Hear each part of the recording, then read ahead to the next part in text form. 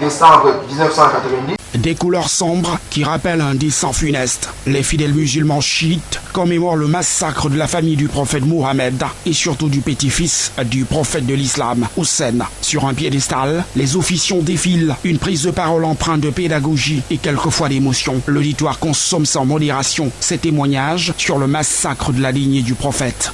C'est le 10e jour du mois de Muharram, le mois lunaire, le premier mois de l'année lunaire.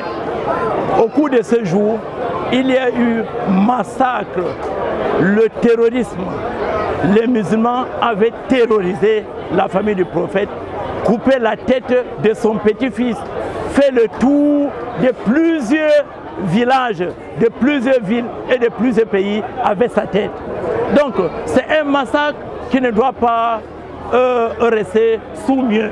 C'est un massacre qui se doit la commémoration afin d'amener le monde entier à rayer le doute, la confusion sur l'islam. Passé l'affliction, la ligne éditoriale du Saint-Coran reste inébranlable chez les musulmans chiites du Cameroun. Cette religion restée fidèle à la famille du prophète, prie donc pour un changement de mentalité au Cameroun, gage du vivre ensemble et de la cohésion pacifique en cette année 2019 particulièrement difficile. Nous commémorons Ashura dans le but d'inviter le peuple camerounais à comprendre que la division ne paye pas, l'unité paye, la haine ne paye pas, la fraternité paye, la discorde ne paye pas, la coexistence pacifique paye, tant sur le plan tribal, tant sur le plan ethnique, tant sur le plan politique, tant sur le plan des différentes classes sociales.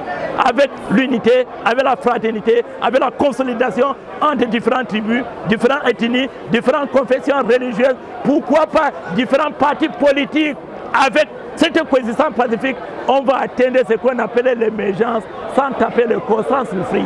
Fidèle à sa réputation de pédagogue hors échelle, le cheikh Hassan Sangou guide la communauté chiite du Cameroun, va déconstruire l'obscurantisme islamique qui ternit l'image d'une religion portée vers l'amour du prochain.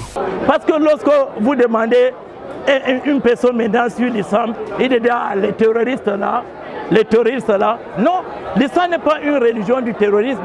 L'islam est une religion qui a pour ligne éditoriale l'amour en son prochain, qui a pour ligne éditoriale la lutte contre le tribalisme, qui a pour ligne éditoriale la lutte pour l'unité, pour la fraternité, pour la conservation de l'humanité.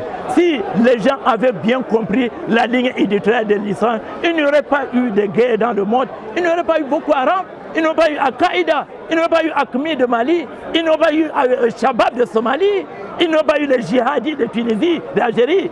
Au cours de la Choura 2019 qui s'achève, les fidèles chiites ont également bénévolement pris part au siège de l'organisation aux dons de sang pour accroître le volume de la banque de données de la garnison militaire de Douala.